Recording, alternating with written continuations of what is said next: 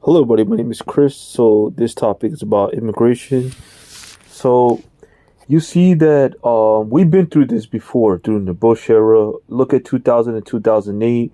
I remember when I was young, even during the high school years and even afterwards, it was not on the news. They would take little people from the high school, kids from middle school, even to the kids to lower, and that I seen. And also, they would raid their house, have no rights, gunpoint, the whole nine. They would take these kids away from school.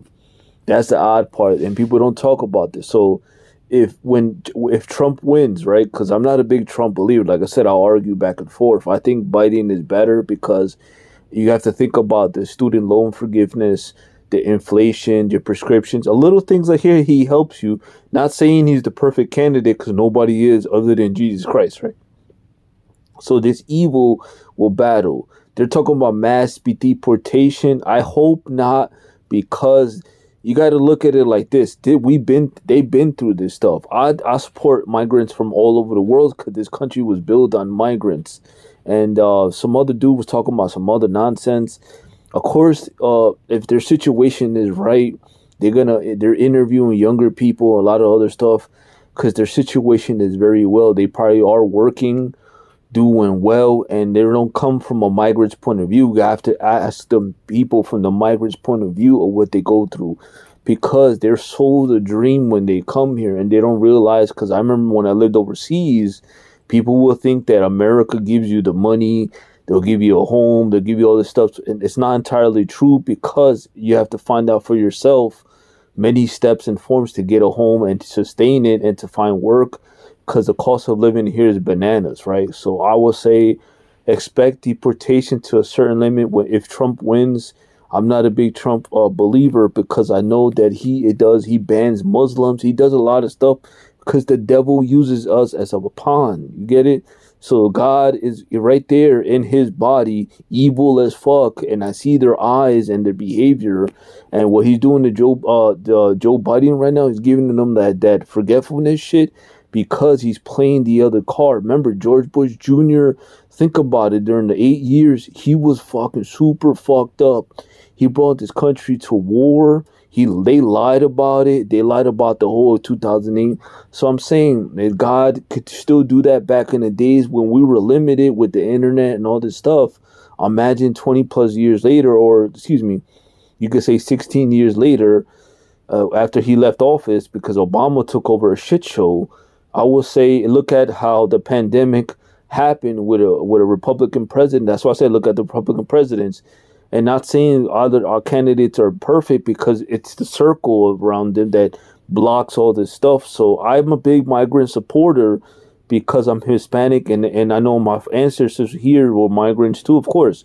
That's how the Irish came, Italian came, a bunch of people came illegally during the 1900s, even the 1700s and 1800s.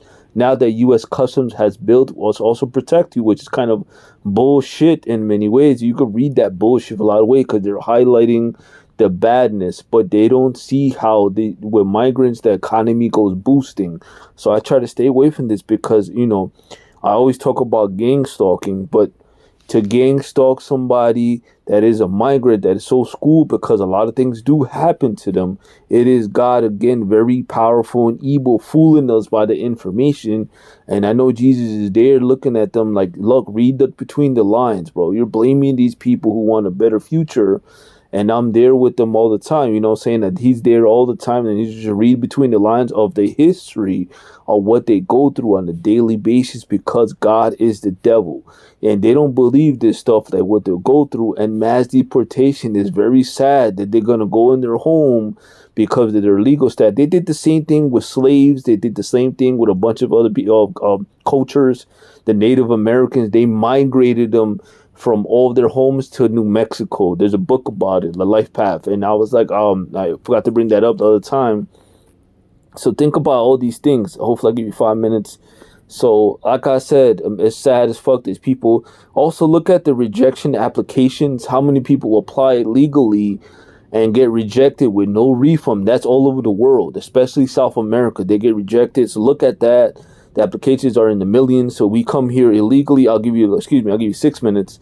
Just think about this stuff. If they're applying and they wait years and save so bunch of money and get no refund, they'll be pissed. I'll be angry as fuck. I'll be pissed off too. I'm like, you know what? I got to find another way because I have no other way to get here. And let me do what I got to do. And you know what I'm saying? These people do come here and have a project in mind of I'm going to do better. But when they come here and feel and face the raw sushi, I call it, because it's not what it seems on television, because God gives you an illusion. Think about a dream, right? A dream is just an illusion he just gives you. He deceives us by many factors. So I would say the stuff, look at the rejection applications. These people want magic, but their situation is so much better than the migrant. As we could say, look at me.